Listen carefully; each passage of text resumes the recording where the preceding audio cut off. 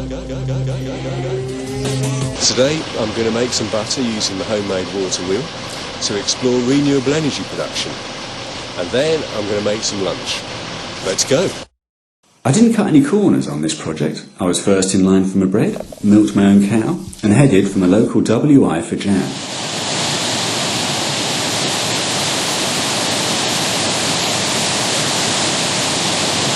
I made my water wheel from bits of scrap from domestic DIY jobs. The wheel from flooring chipboard, the blades from garden fence panels, the axes are 1.5mm copper pipe, the milk containers are apple juice bottles. It's not going to win any technology awards, but hey, it's making my butter and it's dead good looking.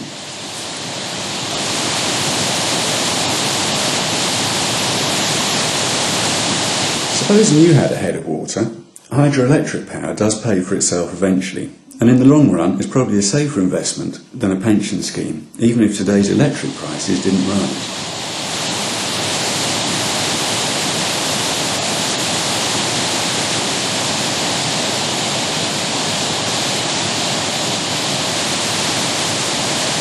Out of the apple juice bottles came the frothy skim milk and separated butter nodules, which needed straining and then pulping up a bit before arriving at something spreadable. I served lunch outside Tintern Abbey to reflect the strong spiritual dimension the environmental movement has. I say outside because it was going to cost too much to do it in. Homemade blackberry ice cream is like my favourite. That is beautiful.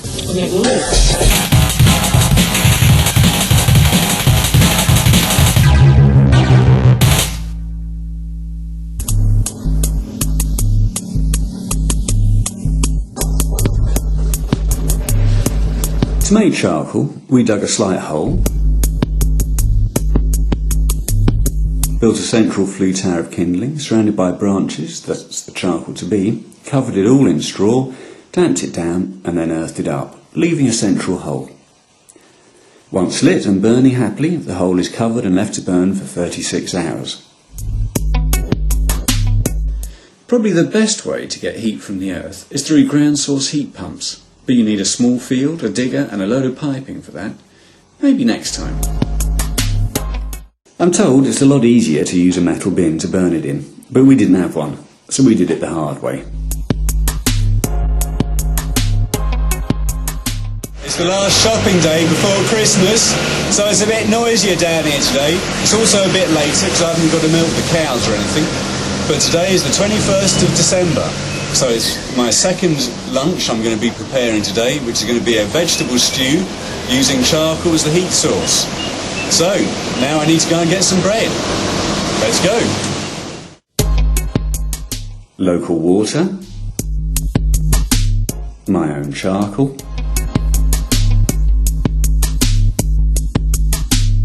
this is New Fancy View, an old coal slag heap with the best views for miles around. Charcoal was used before coal, and who knows, it'll probably be used after it as well.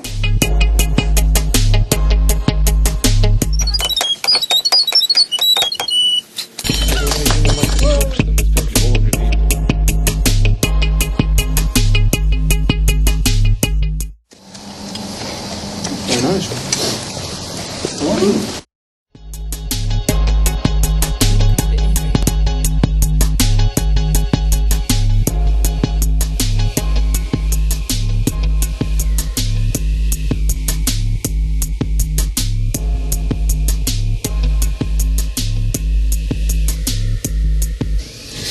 Springtime, and so now it's time for my wind-powered renewable energy lunch.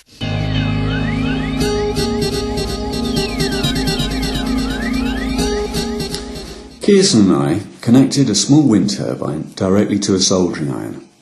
The more the wind blew, the hotter it gets.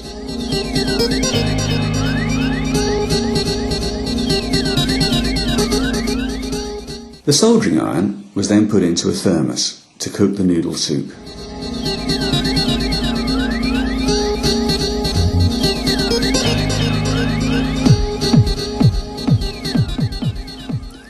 The Severn is a natural wind tunnel, so even when it's still in the countryside round about, it's blowing out here something lovely. Fantastic, look at that. Let's have another angle. I don't get it. The 700 looks so good for having hundreds of these up and down it. They could be placed so as to hide that row of decrepit leukemia causing nuclear power stations littering up the banks of the river. If an environmentalist rather than a nuclear lobbyist did the maths, wind turbines have been profitable for some time.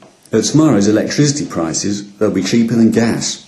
Wind power has, and always will be, a total and utter bargain compared with nuclear waste disposal costs.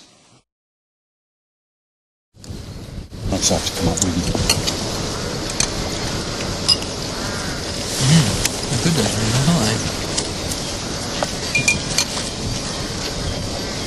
I'm quite impressed, actually. Yeah. The leeks are very well cooked. Yeah. I thought it'd be really raw.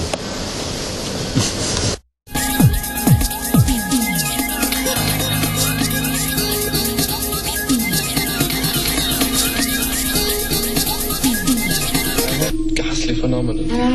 Hey, it's the 13th of July, 2003, and today is the day of my 4th lunch.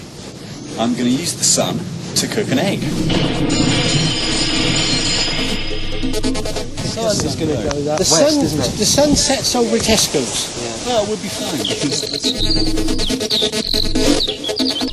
So this lunch is slightly different from the others in that I've organised a egg cooking race.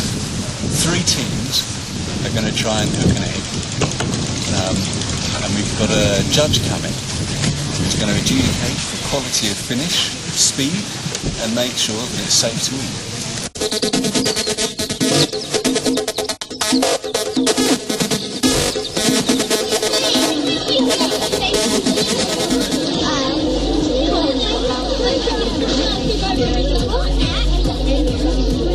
Good luck, everyone. Off you. Off you. Off you. Thank you. Go.